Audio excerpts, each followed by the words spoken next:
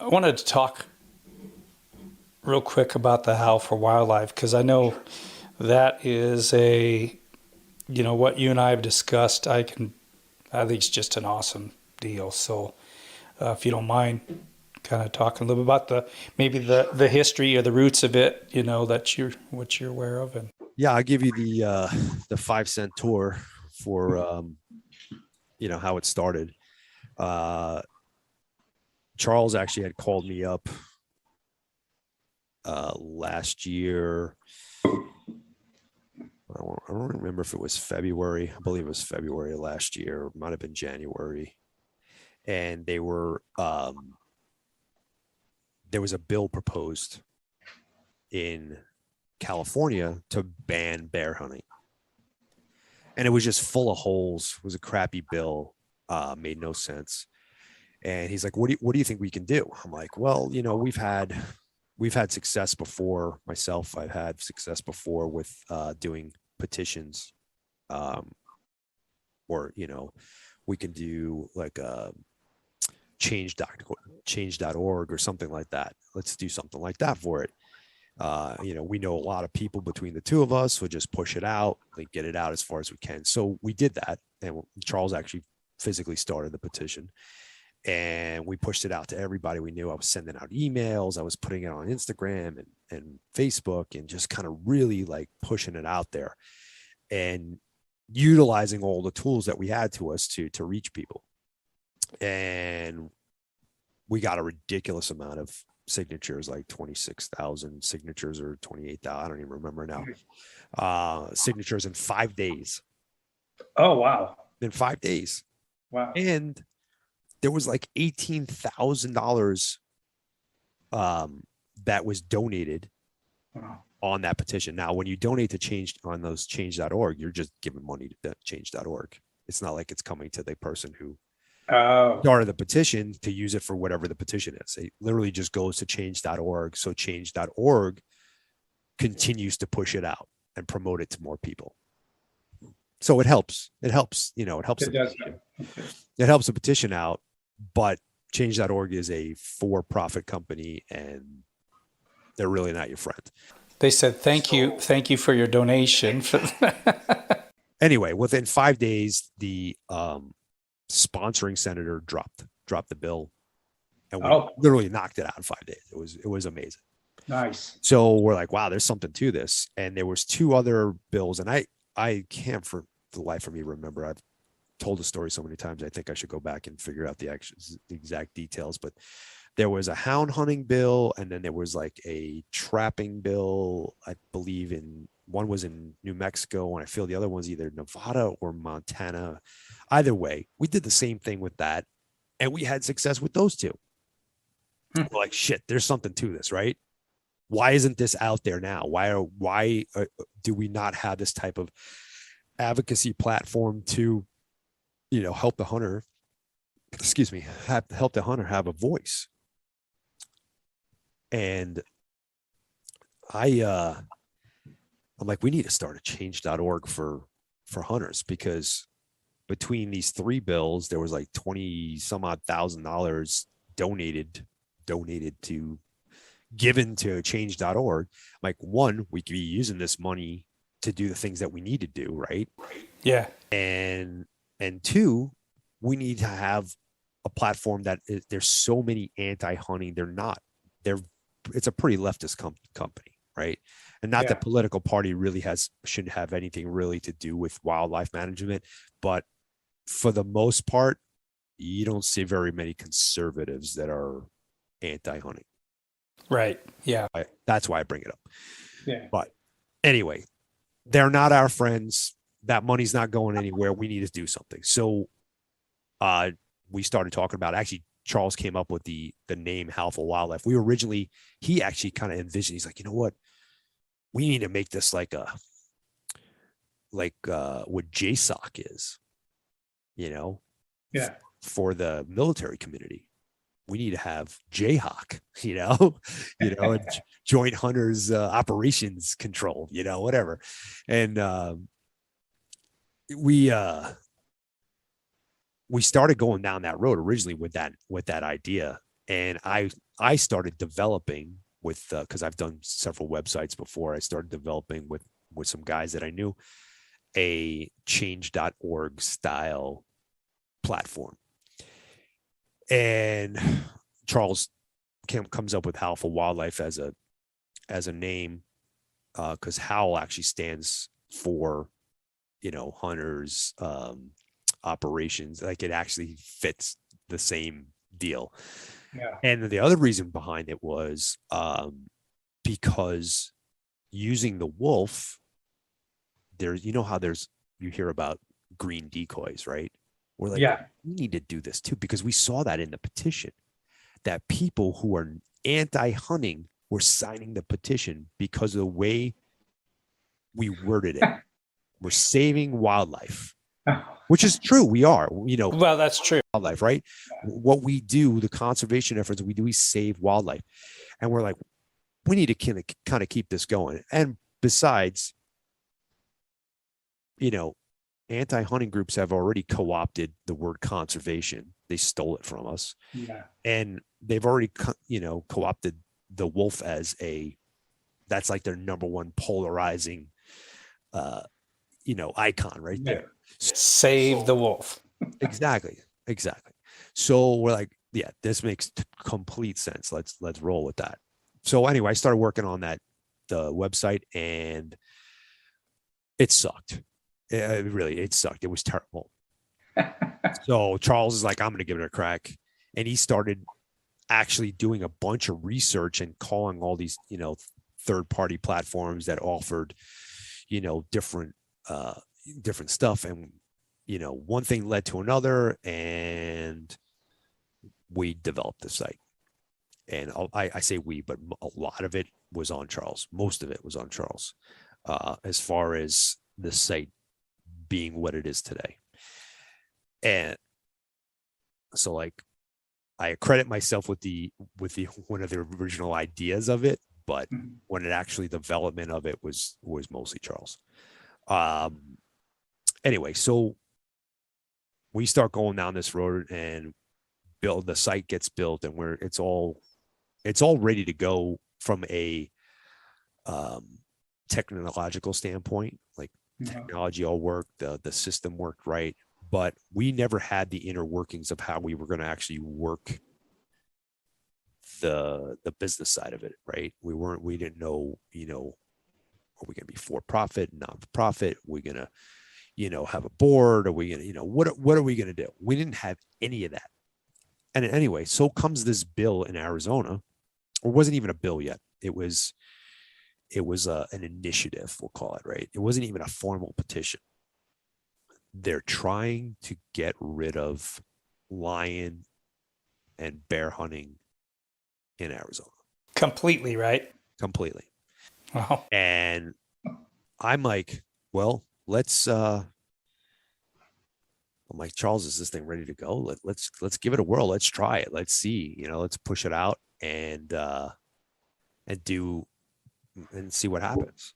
So we launched it on January 6th with that first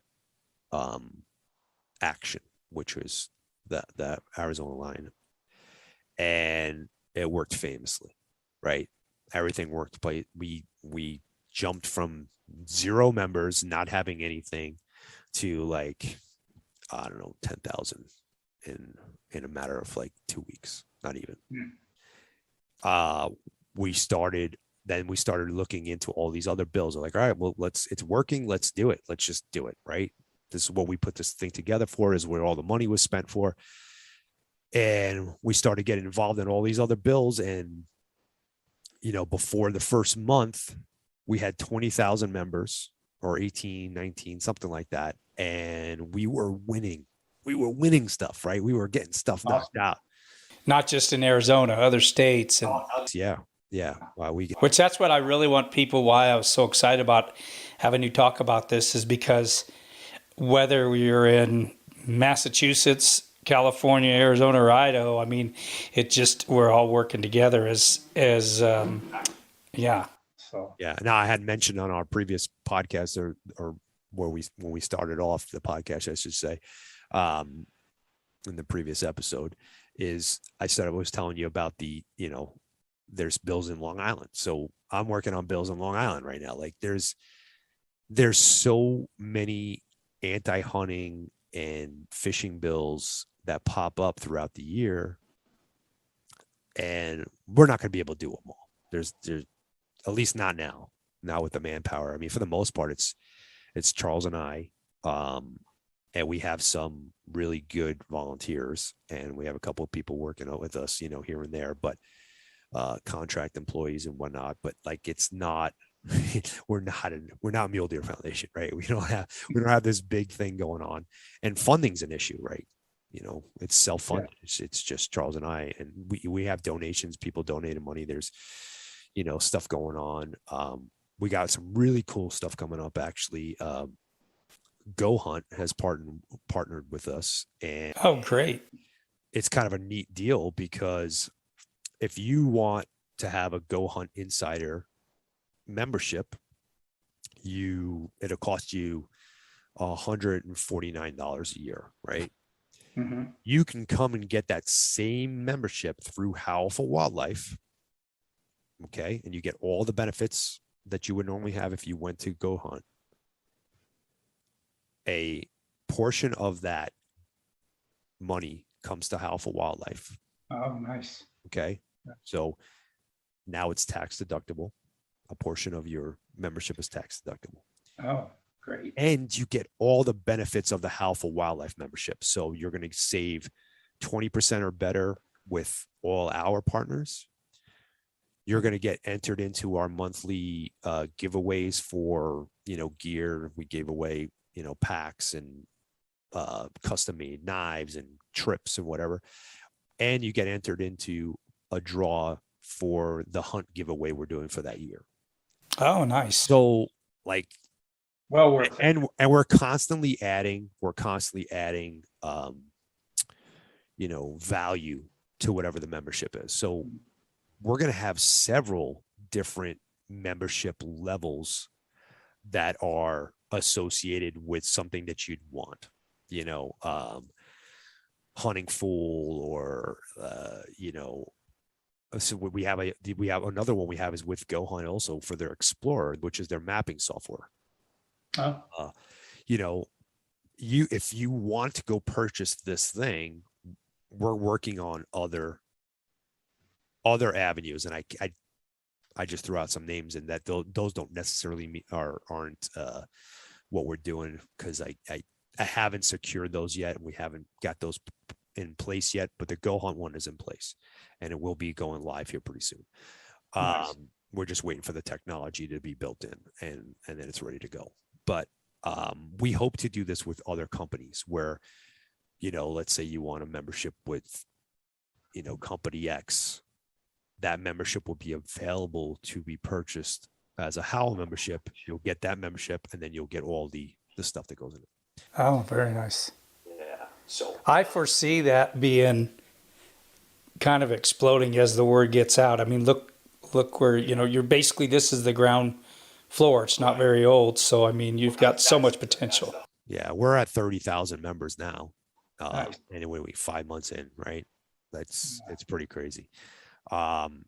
We hope to have, and with that, so we didn't really talk about what Howl does, but so Howl for Wildlife, for those who are just listening to this that don't know what it is, we're an advocacy platform. It's a kind of a two-sided deal. We have an action center, and when there is a bill that comes up that is anti-wildlife management, anti-hunting, anti-fishing, we're going to get involved in it. And we've provided the easy button is what we've done. So in the past, if let's say this bill in Arizona came up, what other organizations would do would be like, okay, this is here. I'm letting you know with it that this bill is up and it's a threat. Go contact your legislator. Okay. How many people are just like, oh, I'm going to go take the time and figure out what my legislator is. Oh, that's usually how it goes, though. I need to say to this guy. Or there was a canned email. Okay, neither one of those was effective, but what we were doing was very effective. So now we have tools. So again, I'll use the Arizona as you come to the site, you click on the action center, you became a member. Either we have free membership too, so you could be just a free member, and there's there's some benefits to becoming a free member, but the majority of the benefits come with paid membership. But you can still take action. We didn't want to alienate anybody who didn't want to become a paid membership. We still want people to be involved. We still want people to be activists. Okay, I know that's Voices heard. That's a dirty word because it's usually associated with the opposition, right? Yeah. But the reality is we need to be activists as hunters, right? So you can come to the site, you can take action. Now you go to the action center, and depending on the action and who the decision makers are, that's the other thing. So like we've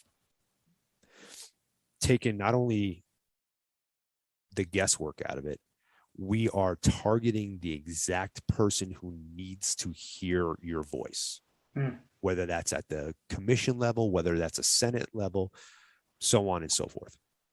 So you go there, you take action by basically putting your name and your email address in there and hitting send.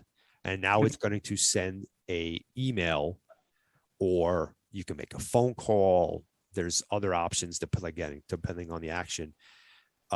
We have options in there for you to get a hold of that person who's making the decisions.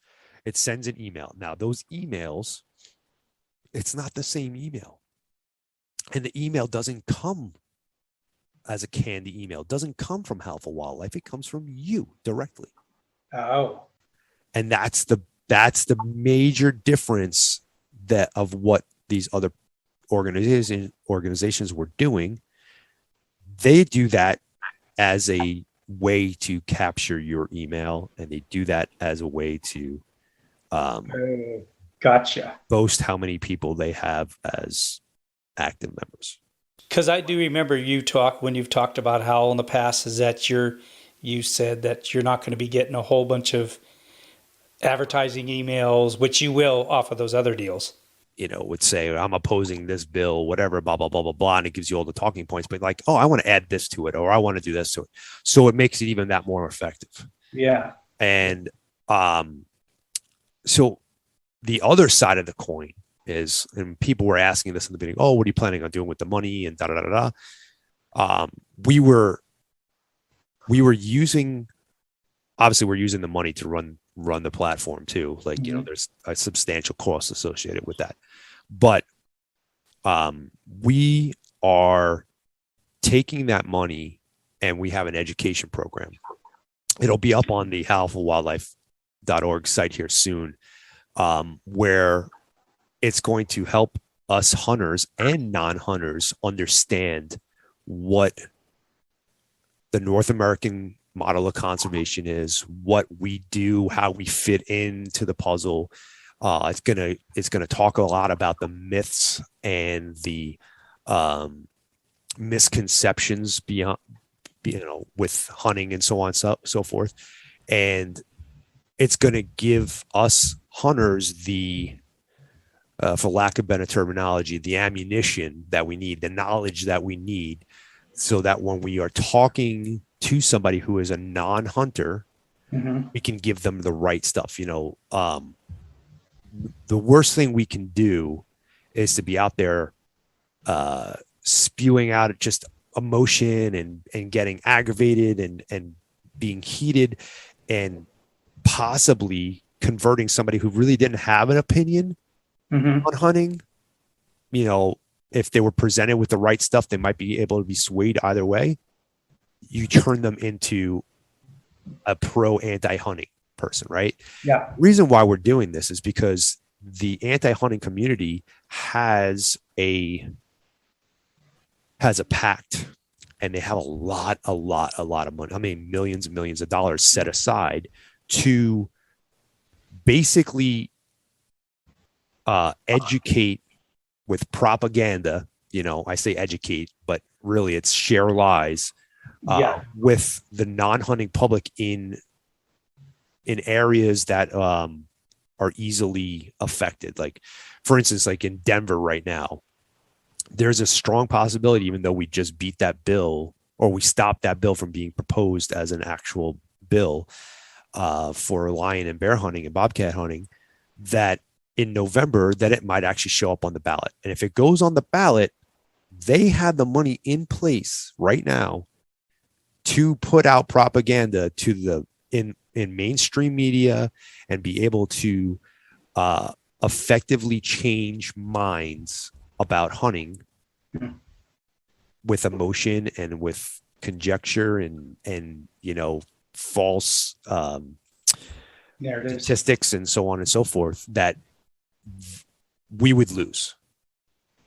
You know what? I don't. Colorado would lose lion, bear hunting, and bobcat hunting. Wow. I I think a lot of times people don't realize, you have your non-hunting percentage, you have your pro hunting percentage, but the majority of the percentage that's left is in the middle is actually by far it's the largest group that they're not pro hunting, they're not anti hunting, and those are the ones that we need to win over, for lack of better words. And so how we conduct ourselves, in public. You remember years ago when, the old thing where people would display their kills and drive through town, that type of thing, to somebody who's on the fence is going to leave a bad taste. Where those are the ones that a lot of times I don't think people realize, because it is the majority of the group, that's what's going to help pass bills or not. Exactly. So how we conduct ourselves is a big thing. So like I was saying with our education program, right now we have it set up that hopefully we'll be able to start driving non-hunters to it and hunters alike. Because I want us hunters and anglers to be educated on everything. One of the messages we've been pushing out for a long time is we want unity amongst the hunters. We want people who are in, we talked about this a little bit earlier, in Arizona to give a crap about somebody in Massachusetts. We want the guy in Florida to care about the guy in California. Yeah. Whether it's their style of hunting, whether it's their cup of tea, whether you're a bow hunter, you're a rifle hunter, you're an elk hunter, you're a bear hunter, it doesn't matter. Like, we all want everybody to be together, right? So that's one message. But the second message is we want us to be able to all be educated and understand what it is, what our role is, hunters, anglers, what our role is in conservation and what conservation is. And that way you're having a conversation with Joe Smith at work at the water cooler. He doesn't hunt. You can talk to him about, put it in the conversation somehow, some way, work it in there. This is what conservation is. This is where we fit in. And then you can add your emotion to it. This is what it means to me. My family's been doing this for 3 generations, 4 generations, whatever the case may be. We love the meat. We love this. We love that. And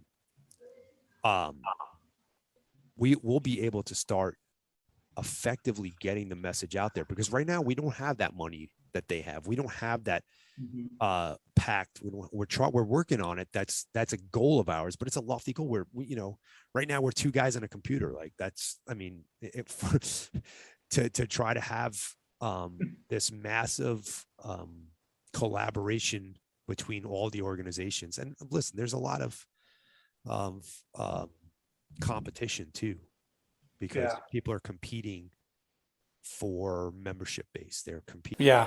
I was just going to say that it's kind of sad, because you have different organizations and they're all about their organization, and they don't realize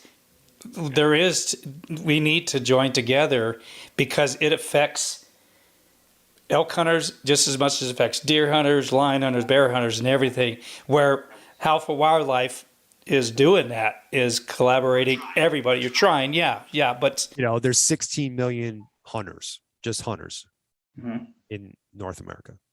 Actually, I think that might just be in the US. Might be North America, might be the US. Either way, I think Canada has like 2 million and Mexico has maybe, a few 100,000, but, so the lion's share is here in the United States, but the 16 million, if there were 16 million of us on Howl for Wildlife, every time a bill came up and we voiced our opinion, boom, that senator got blasted with 16 million, right? Even 10% of that, 1.6 million. Yeah. Right? Got 1.6 million emails that said, hey, we oppose this. We are not for this. This is not sound management. This is not smart. You're going to hurt wildlife.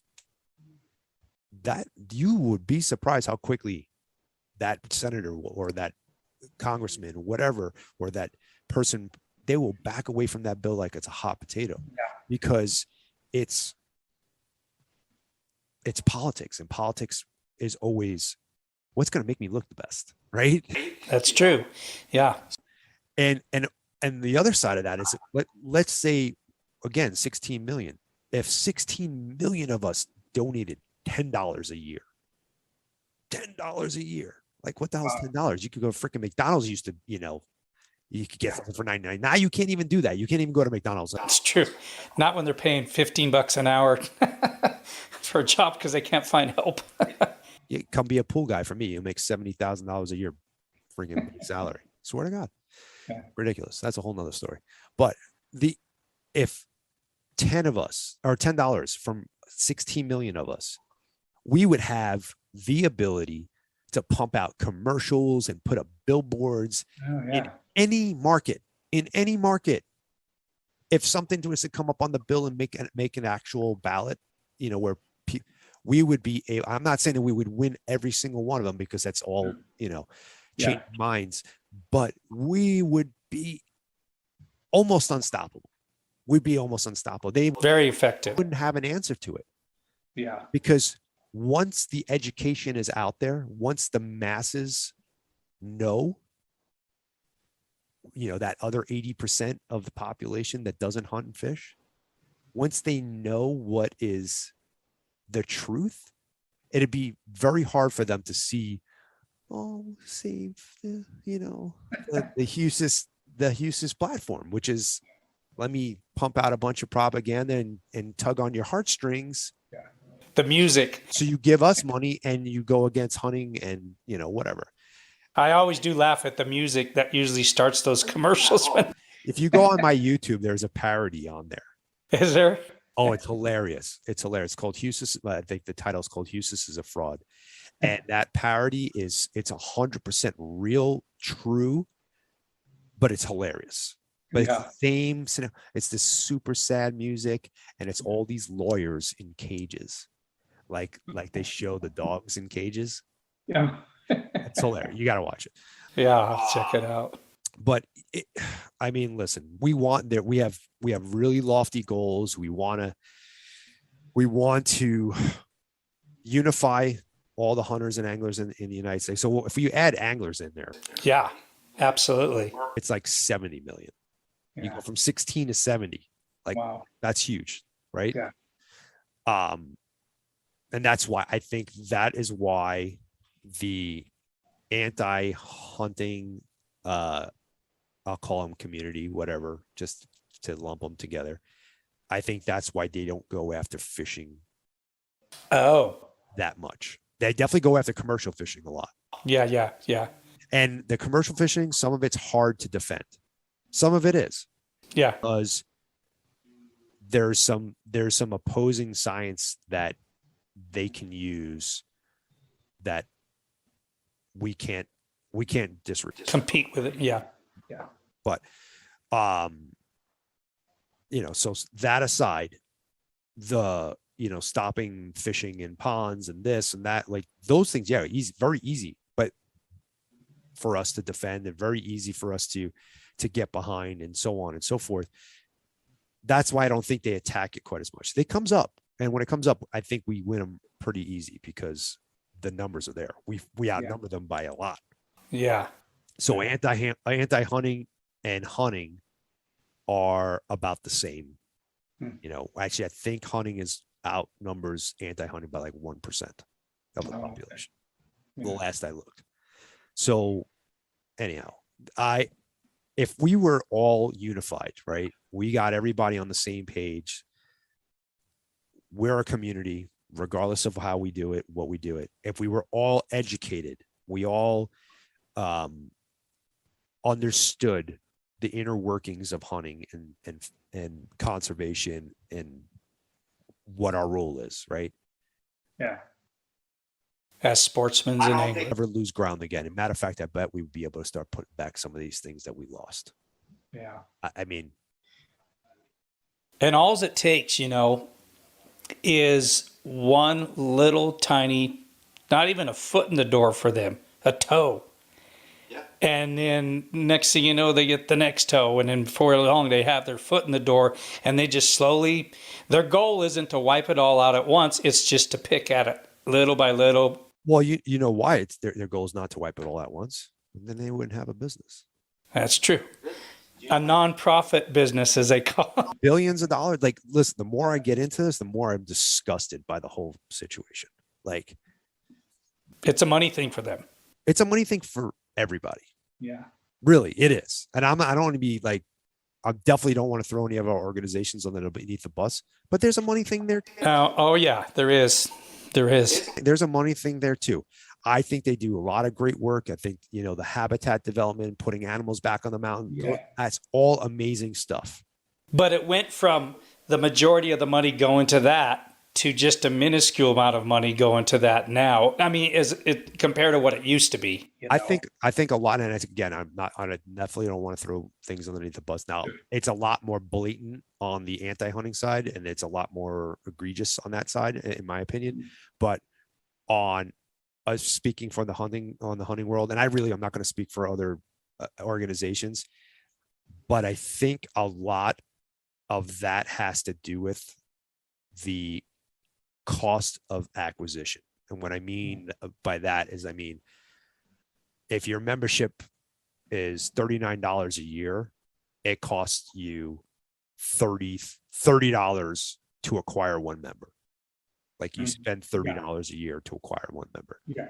Yeah. So that sucks. Like that's a big chunk, right? So you're dealing with 10% of whatever's coming in. You know, that's why they're constantly doing fundraisers and this and that. And, you know, that's why where all this other stuff is. So, how do you change that? You change that by getting the hunting community to understand that we need to be activists, we need to be involved. And the only reason why we're still around is because of money. It's always about money. And when it comes to money in politics, right? And what drives politics? Money. So it's like the reason why hunting hasn't been abolished, because it would be so easy. It would be easier if I was a politician and I had a magic wand and I said I could do away with hunting. And when I do away with hunting, I provided a different revenue stream to support the conservation model, right? Mm-hmm. If I was able to do that, they would do it in a heartbeat. But the thing is, they haven't had a revenue stream. They don't have a plan in place to replace us. Yeah. From a funding source. Okay. They're trying. There's been bills, and I don't remember which one it is, but there's a big bill out there right now that provides a bunch of funding for conservation. And I've told people, I'm like, you need to be weary of this. Okay. It sounds good on paper. And I got to go look and see which one it is. I think it might be the Great Outdoors Act or one of those. I can't remember exactly whatever it is, but what it's doing is it's taking taxpayer money, everybody, not just the hunting community, and it's taking a portion of that money and putting it into conservation. That sounds great. Like, oh, cool. Finally, they're finally going to help us, you know, put money into wildlife management and conservation and so on and so forth. But think about that. Now, your $10 million or whatever the yearly fund is from that, less relevant. Hmm. People don't look at it that way. Yeah. Okay. I look at it that way. It might be the Brooklyn in me. I don't know. You're guilty until proven innocent. But like that is a, you know, that is some of the things that they're trying to do. They're trying to put these like really subtle things out there that seemingly in face value look great. Like they're doing it. There's a bill in California about hog hunting. And from a hunter standpoint, you look at it, you're like, oh, cool. I don't have to buy a separate tag now. It's just part of my license. I'm going to save myself money. Awesome. Okay. Well, now all those tag sales, they go away. Oh, And there's less money for Fish and Game. yeah. Okay. Does it really hurt you that much to spend $20, whatever it is, to buy a tag? No. I mean, if you love it enough, right? Yeah. I spent a stupid amount of money on hunting here. Ridiculous. Like if I didn't do it, I would probably be able to retire, I don't know, 5 or 6 years earlier. Easy. Like you gotta understand that stuff. That stuff is very, very, very important for us to be mindful of, Yeah. you know. Anyway, but Oh, awesome. How's the best way to get a hold of Howl for Wildlife? I'll let you talk about the. sure. If you go to howlforwildlife.org, And it's HOWL. Just yep, like HOWL, just like a wolf howling. If you want, you become a free member. We encourage you at least to become a free member. And like I said, we will have some paid membership available here, hopefully within the next month. The technology, we had planned on having it ready to go already, but the technology we couldn't get it to sync up with Go Hunt for that particular project. But we should have that up and going here soon. And once Cool. that falls into place, you can go follow Howl on Instagram. It's just Howl_org. That way, you can see some of the stuff we're doing, see some of the actions that are coming up and stay involved with that. And your YouTube channel so they can watch some of your cool videos and this. Yeah, that's all my stuff personally. I'm not really in this right now to self-promote, but like, yeah, if you want to follow me, it's just John Stallone. I watch them. It's funny how, I put in for sheep this year and I'm going to draw, just so you know. In fact, I went fishing game today. I stopped by there and I go, hey, I just want to thank you guys for the sheep tag you're going to give me this year. They laughed as much as I did. But anyway, so I just I Googled or got on YouTube, and first one that showed up, honestly, was yours. Was it? Your Arizona. Yeah.